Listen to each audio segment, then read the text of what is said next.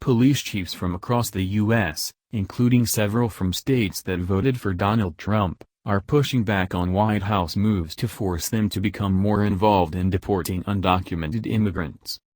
In a joint letter, more than 60 law enforcement heads are appealing to Trump in all but name to soften his aggressive drive to enlist police officers in the highly contentious job of deporting millions of immigrants living without permission in the country. They object to being thrust into new and sometimes problematic tasks that will undermine the balance between the local communities they serve and the federal government, and harm locally based, community-oriented policing. The letter is signed by 61 current and former local police chiefs and sheriffs, many of whom come from states won by Trump last November including Alabama, Arizona, Florida, South Carolina, and Texas. The political diversity and geographic spread of the signatories underlines the deep apprehension felt by many within the law enforcement community toward the president's plans to beef up their role in rounding up, detaining and ultimately deporting huge numbers of people. The letter, written under the auspices of the Law Enforcement Immigration Task Force, a coalition of senior law enforcement experts convened by the National Immigration Forum, does not mention Trump by name. But it indirectly references his administration's efforts to force police to play a more central role in the deportation business. It was released to coincide with a hearing on Tuesday of the U.S. Senate Committee on Homeland Security and Governmental Affairs, convened by Republicans under the provocative title "The Effects of Border Insecurity and Lax Immigration Enforcement on American Communities."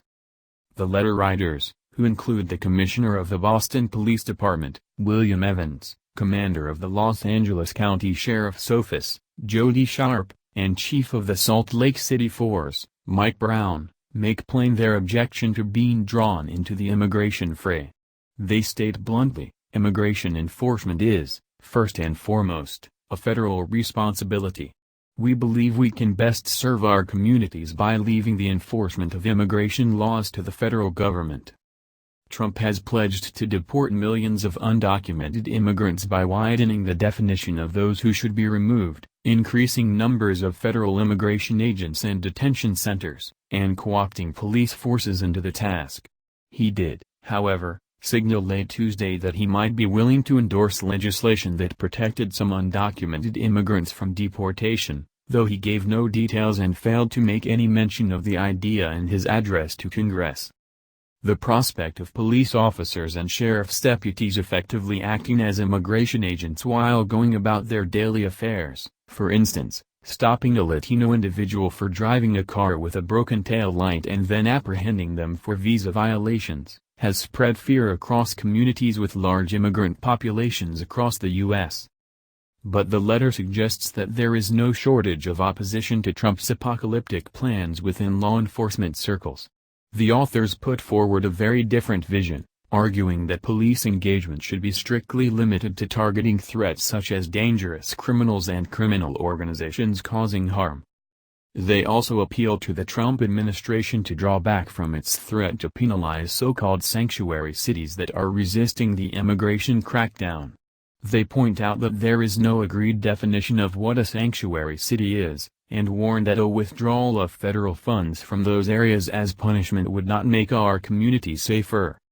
In one of his first executive orders issued from the White House, Trump tore up a recently implemented element of Barack Obama's approach to immigration by rescinding the Priority Enforcement Program, PEP, under which customized agreements were negotiated between the federal government and local law enforcement jurisdictions over joint working. The program focused on undocumented immigrants who had committed serious violent offenses, in contrast to the previous enforcement policy, Secure Communities, that swept up thousands of people with minor criminal convictions or no criminal history at all. Cecilia Munoz, former director of the White House Domestic Policy Council under President Obama, told The Guardian that by ditching the PEP agreements that had been painstakingly reached with local police chiefs, the incoming Trump administration was paradoxically running the risk of making communities less secure. For all the Trump administration's tough rhetoric on security and safety, They are in practice discarding reasonable agreements in order to force local police chiefs into something that they think is unwise, she said. She added, "In the Obama administration we worked closely with local police officials to make sure our priorities fitted theirs, and as a result we concentrated on people who had engaged in serious violent crimes who we all agree should be removed." The Secure Communities program, piloted under the Bush administration and rolled out during Obama's first term, expanded information sharing between local law enforcement and federal immigration agencies. That allowed federal agents of Immigration and Customs Enforcement, ICE, to sweep up large numbers of undocumented migrants arrested by police irrespective of the severity of their crimes. The dragnet approach led to hundreds of thousands of deportations, with more than two-thirds of those targeted having only minor criminal convictions or no criminal history at all. Following an outpouring of criticism, the Obama administration abandoned the policy in 2014, leading to the creation of PEP. Trump has now reinstated Secure Communities and vastly expanded ICE's enforcement priorities to include not only those convicted or suspected of a crime, but also individuals they deem to be a threat to public safety. The administration has also called for a renewed focus on 287G agreements between local police and federal government, which allow local police officers to carry out immigration enforcement themselves. After the Department of Justice found that such agreements led to racially biased policing and other research indicated that they placed a heavy drain on local resources, the Obama administration rolled the policy back. At present, only 37 law enforcement agencies have 287G agreements, which operate exclusively in local jails, rather than empowering officers on the streets. Interest in new agreements under the Trump administration has so far been lukewarm. The Guardian understands ICE has reviewed 287G applications from just 6 law enforcement departments in February, with the agency expecting to review 8 to 10 next month. There are approximately 18,000 police departments in the U.S.